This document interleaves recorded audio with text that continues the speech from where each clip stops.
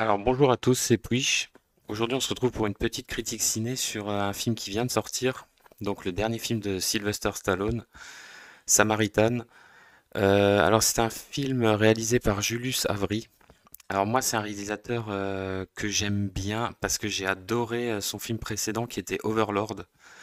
Je vous en ferai une critique de toute façon, un excellent film, mélange film de guerre, film de genre, qui ressemble beaucoup au Wolfenstein que j'adore aussi. Mais ça, on en parlera dans une autre vidéo. Donc c'est son dernier film à Stallone. C'est un film qui est pas trop mal. Donc au casting, il y a Sylvester Stallone. Toujours. Bon, j'ai un petit biais parce que je suis vraiment fan de Stallone, hein. C'est ça le problème. C'est un peu, comment dire, Stallone, Schwarzy, Bruce Willis. C'était un peu la Sainte Trinité quand on était petit, hein. C'est un peu comme des seconds, un second papa. De toute façon, Stallone, c'est mon acteur préféré, hein. Au casting, on a aussi Pilou Asbæk qui fait le méchant. Alors le nom est énorme. Il a joué dans d'autres films. C'est pas un acteur qui est génial. Euh, il a joué dans Ghost in the Shell. Il faisait Batou dans la version live évidemment avec Scarlett Johansson. Il a joué dans le dernier Uncharted. Bon, il a des seconds rôles. Il était aussi dans Game of Thrones. Bref, il est pas mal. Là, il campe un méchant bien caricatural comme on les aime. De toute façon, globalement, le film. Alors, déjà, de quoi ça parle? Donc c'est un film d'action, de super-héros, on va dire. Euh, En fait, ça prend un contexte complètement d'une ville qu'on ne connaît pas, hein, donc c'est Granite City. On apprend que dans le temps, donc on va dire une vingtaine d'années avant le début de l'histoire, bah, il y avait un super-héros. En fait, il y avait deux enfants, des frères jumeaux, qui avaient des pouvoirs comme ça. Il y en a un qui est devenu gentil, l'autre devenu méchant. Le film globalement est très caricatural dans son histoire, hein. Et donc ils se sont entretués et en fait ils ont disparu dans une immense explosion. Et depuis on ne les a jamais revus.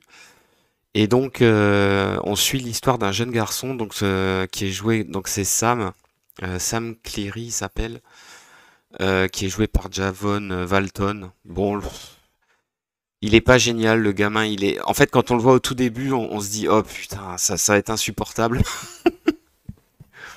Même si par la suite du film ça s'améliore quand même. Son jeu est à peu près correct. Disons il y a une petite alchimie entre lui et Stallone qui se fait. C'est pas trop mal. Et donc il est totalement fan donc un super-héros qui s'appelait le Samaritain, hein. Donc il est totalement fan de super-héros et lui il est persuadé, comme c'est un gamin, il est persuadé qu'il est toujours vivant et il mène sa petite enquête. Et vous vous en doutez, en fait il y a un contexte social dans le film, c'est-à-dire la ville elle est complètement pourrie, c'est un genre de Gotham City, donc gangréné par la pauvreté, le crime. Et donc en fait ce gamin il va un peu mal tourner. Il va commencer à fréquenter les gangs du quartier. Il va commencer à faire des conneries et en fait il va se retrouver, il va se faire tabasser et à ce moment-là, Stallone qui est son voisin, hein, quasiment, il habite dans l'immeuble d'en face. Bah il va pas résister, il va le sauver et en le sauvant évidemment il va dévoiler ses pouvoirs, hein, parce qu'il a une espèce de super force comme ça, il est méga balèze même s'il est vieux du coup, hein. Et le gamin va se persuader que c'est lui le Samaritain et toute l'histoire va découler de là, hein.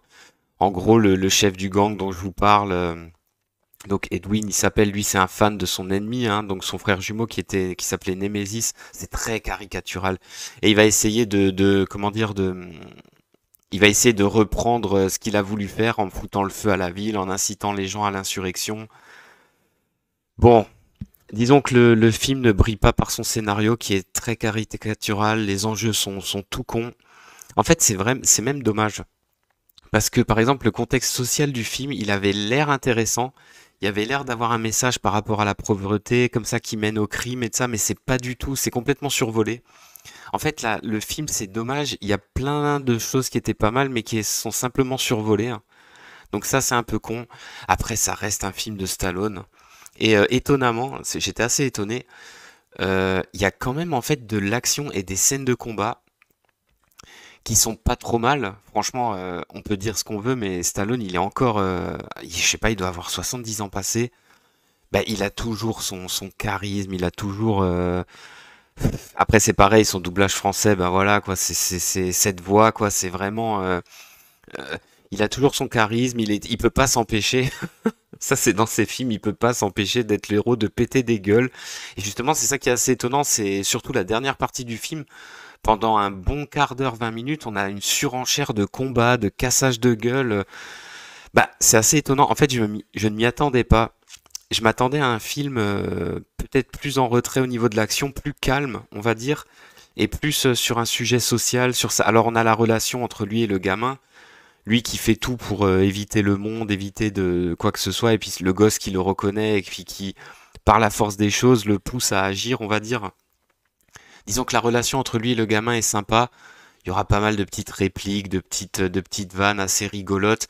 Même si le film globalement, en fait, il est assez. En fait, j'ai l'impression que le film, il a un peu le cul entre deux chaises, entre le sérieux et le film de super-héros un peu plus décontracté. En fait, ouais, il hésite entre un Batman bien dark et un Marvel, quoi. Et il arrive pas trop à choisir son genre. C'est dommage d'ailleurs parce que moi je pense que le film il aurait gagné à être beaucoup plus sérieux, beaucoup moins. Il a des côtés un peu, de par le fait qu'on suit le gosse, surtout au début du film, il a des côtés un peu film pour enfants comme ça, film très naïf. Et puis par moments il y a des gros excès de violence. Il y aura, comme je vous dis, hein, il y aura des bons gros cassages de gueule dans le film avec de la violence et tout. C'est assez étonnant. Alors au niveau de la réalisation, c'est pas trop mal. Disons que la mise en scène elle est simple. Après, dans les scènes d'action, c'est quand même bien, même si on aura deux, trois effets spéciaux un peu pourris, notamment la fin quand tout l'immeuble est en flammes. Bon, c'est pas terrible, on sent les fonds verts, mais globalement, ça reste correct. Écoutez, franchement, c'est un film d'1h45. Après, si vous êtes comme moi fan de Stallone, bon, c'est sûr que vous allez passer quand même un bon moment parce que moi, rien que de le voir à Stallone, c'est vrai que et puis le film n'est pas, comment dire, c'est pas de la grosse bouse, c'est pas du tout un film déshonorant, c'est un film correct, sympathique. Après, si vous êtes amateur de films de super-héros, tout dépend ce que vous aimez. Si vous êtes un aficionado des Marvel, bah je suis sûr que vous allez le trouver naze. Mais bon, les Marvel en ce moment sont complètement à chier. Je préfère 100 fois un film comme Le Samaritain qu'un Shang-Chi tout pourri, hein, je vous le dis tout de suite, ou qu'un No Way Home de chiasse. D'ailleurs, No Way Home, faudra que j'en fasse une critique parce que putain, c'est pas possible. Euh, un film sympa, un bon film de Stallone, faut en profiter. Je sais pas s'il va encore faire beaucoup de films. En tout cas, moi j'ai bien aimé, même si la plupart du casting, notamment la mère du héros, qui est complètement à chier. Il y a plusieurs acteurs qui sont complètement à côté de la plaque. Mais bon, moi c'est un film que j'ai bien aimé, je vous le conseille si vous aimez Stallone. Il n'y a pas de problème. Et puis sinon, si vous voulez voir une petite série B sympathique, eh ben écoutez, ça se regarde sans problème. Et je vous dis à plus pour de prochaines critiques.